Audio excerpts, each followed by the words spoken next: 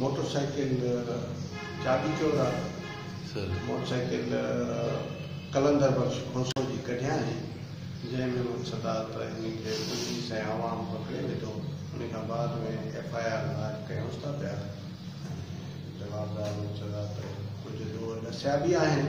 उन कमु हले थो पियो। इंशाअल्लाह सुठी रिकवरी थींदी इंशाअल्लाह। मां पोइ माना भॼे पोइ मां पोइ माना भॻोमांस भॻ ओॾे घंटाघर न आहे घंटाघर में पकतोमांसि। ॿियो कोई फौजी हुयो असर महेश्वर माइट मूंखे सुञाणे पियो उन पकड़ियोसीं ॿ टे थप हयोसीं। अच्छा भी कोई भजन वाले पैसा हिनरा जेके भी या टच मोबाइल नंढड़े का उहा भी वाला फौजी आ महेश्वर उन जा पैसा वियान ऐं टच मोबाइल।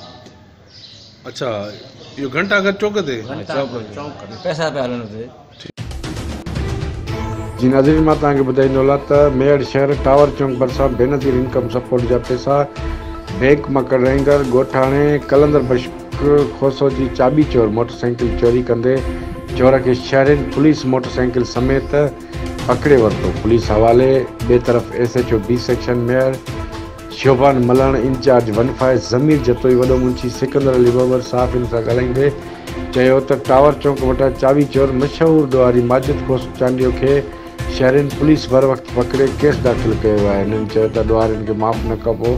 ॿिए तरफ़ ॻोठाणे कलंदर बख्श खोसो संदसि पुटु ॿुधायो त असांजी मोटरसाइकिल चोर काए वञी रहियो त असां संदसि पुलिस संदसि खे डोड़ाए पकड़े वरितो। कैमरामैन दीदार मैसर सां गॾु अब्दुल वहीद मैसर रिपोर्टर सोच TV न्यूज़ में।